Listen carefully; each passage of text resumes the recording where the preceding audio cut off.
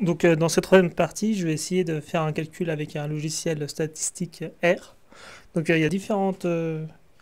j'ai essayé R et RStudio, c'est à peu près la même chose. Sauf que je trouve que RStudio est plus facile, un peu plus simple d'utilisation, mais c'est les mêmes... la plupart du temps, j'ai noté les mêmes formules. Donc je suis pas un grand spécialiste de R. Tout ce que j'ai cherché beaucoup de choses tout seul. Donc il y a peut-être des moyens beaucoup plus faciles que trouver. Donc R, c'est un logiciel qui est gratuit. Donc RStudio, je crois qu'il y a une version pour les entreprises qui doit être peut-être payante, je ne sais pas. Mais un logiciel qui dans la version R, libre, gratuit, donc, et qui est un peu austère par rapport à certains autres logiciels, mais extrêmement puissant. Donc on peut faire énormément d'analyses. Mais c'est vrai qu'il est un peu austère à taper des lignes. On peut faire quasiment la même chose que le logiciel payant, mais de façon un peu plus... alors il faut taper du texte, c'est pas vraiment moins graphique. Donc après on peut installer des modules complémentaires ici, package. Donc je crois qu'il y a R Commander qui est assez connu. Donc là j'ai mis mes fichiers sur un fichier Excel. Donc il y a plusieurs moyens de faire venir ces fichiers. Alors je crois qu'on peut mettre ces calculs, ces données sous un fichier texte, sous un fichier Excel ou un fichier Excel enregistré au format CSV, je crois. Donc en mettant des tabulations, un code à respecter. Moi, ce que je vais faire, je vais importer des données depuis Excel. Donc je vais mettre import from Excel, où on peut mettre texte vraiment si on a du CSV. On peut mettre du fichier de texte. Après, je vais mettre la recherche. Voilà, j'ai mon fichier qui s'affiche. Et alors parfois, ce qui pose problème, là c'est que des variables quantitatives, mais parfois, selon le format, selon les types de variables, le nombre de colonnes, il faudra choisir un autre format selon. Alors Excel, ça des fois, c'est pas forcément compatible. Donc là, des fois, ce qui va faire un peu bugger le logiciel, c'est les NA, les valeurs vides, les cases vides. Alors parfois, il va pas arriver à avoir, il va pas vouloir faire le calcul, il va falloir trouver des petites astuces. Donc là, il a déjà les en-tête, donc je laisse, il a bien compris. Import. Et donc, il a trouvé mon fichier. Alors ce que je vais faire, je vais ouvrir un script, file, new file, rscript.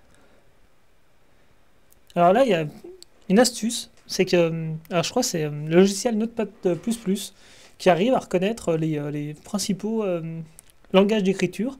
Et si vous le mettez en R, qui reconnaissent le langage R, les formules vont ressortir d'une certaine couleur, les parenthèses d'une autre couleur, les variables, et donc ça limite le risque d'erreur. Donc là, je vais essayer quelque chose. Je vais voir s'il a compris les NA. Alors si je mets summary, donc summary, c'est pour faire à peu près, pour donner les résultats des principaux moyennes, médianes. Donc là, je vais taper énoncé, parce qu'il s'appelle énoncé. Alors si on met tabulation, voilà, j'ai mal.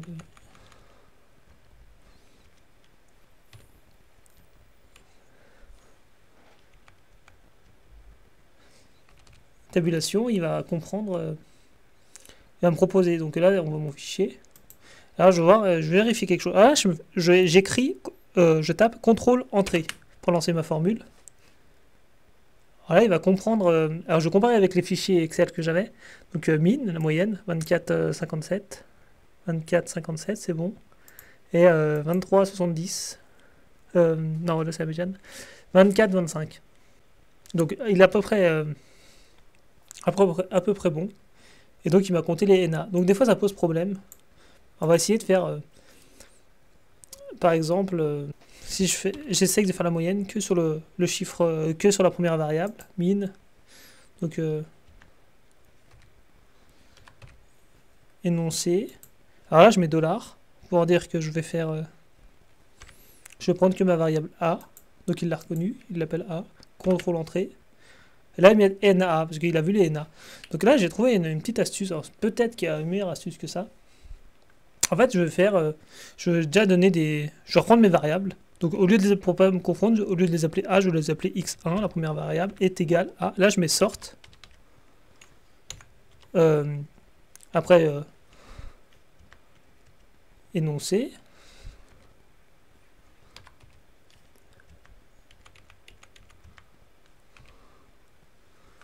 Voilà. $1. Contrôle entrée. $A plutôt.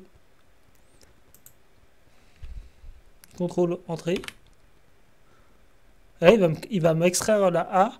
Et j'ai mis sort pour enlever le problème de NA, des valeurs vides. Donc je vais faire pareil avec x2. Et x2 égale sort. Ça. Alors je pense que c'est pour... ça, je connais pas forcément tout. Mais je pense que c'est pour prendre mes données, les trier. Et enlever les valeurs manquantes. Les NA. Donc là, je reprends la même chose.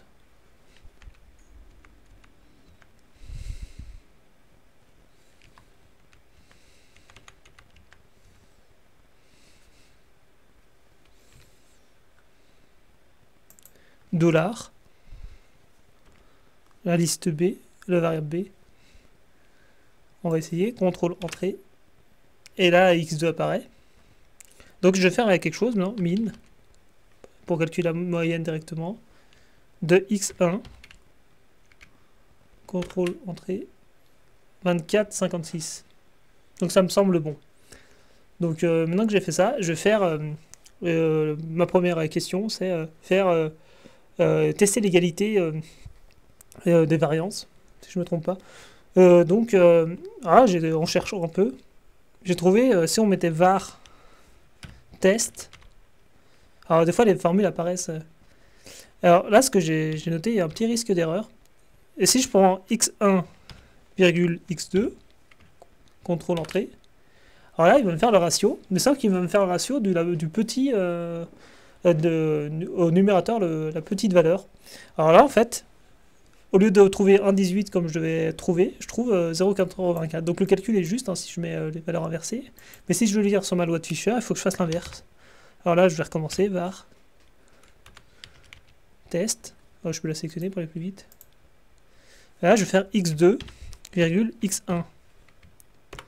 Voilà. Alors là, par contre, il me trouve 1,18. Là, les degrés de liberté pour les deux. Et alors lui, ce qu'il va faire par rapport à la calcul à la main, il va directement chercher la p-value. Donc moi, sur la loi normale, par exemple, je sais aller chercher la p-value, d'après mes souvenirs, mais c'est pas forcément évident. Il faut faire des 1 moins les densités. C'est pas forcément évident. Alors là, il va trouver directement la p-value. Donc moi, je l'avais pas la p-value. J'avais seulement f est égal à...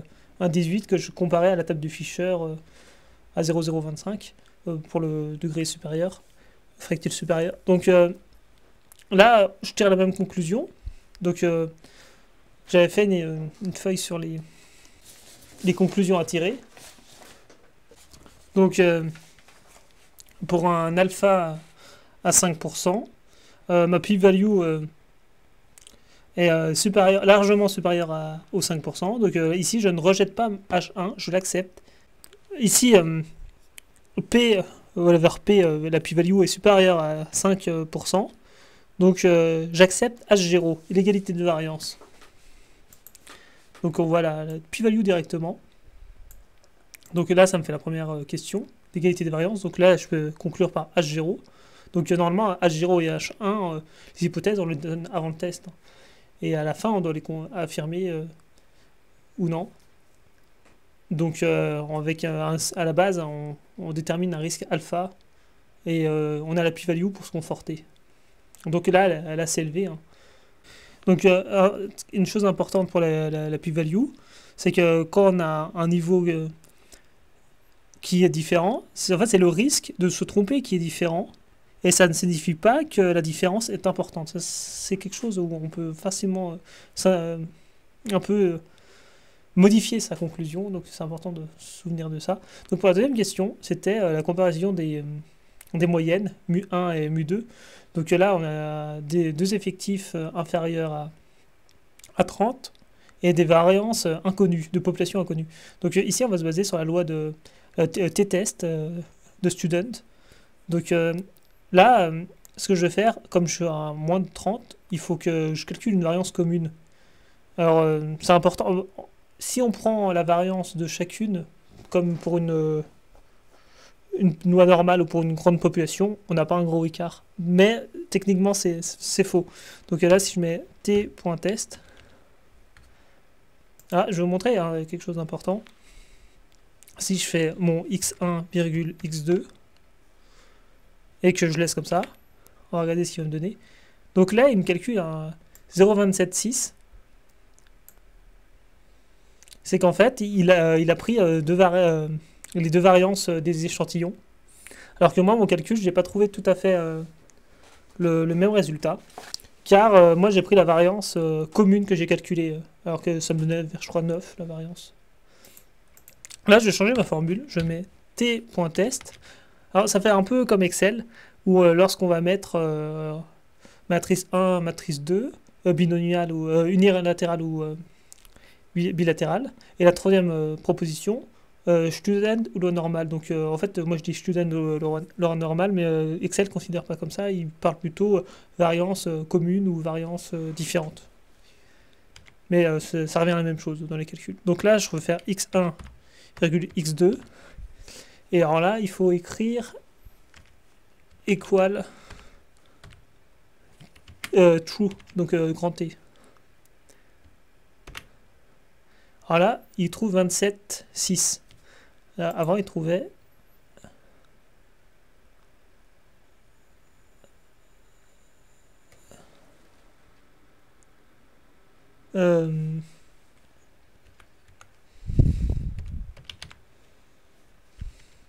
var equal true.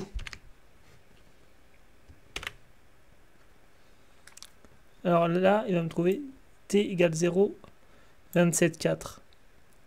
Alors qu'avant, il trouvait 0 égale 0,276. Donc on n'a pas une grosse différence. Mais techniquement, c'est ce calcul-là qui est juste. Parce que là, on s'est basé sur la variance qu'on a calculée. Alors là, je me suis trompé tout à l'heure, mais c'est bien, c'est pas juste equal, c'est var.equal. Et donc la p-value, là, elle est de 0,78.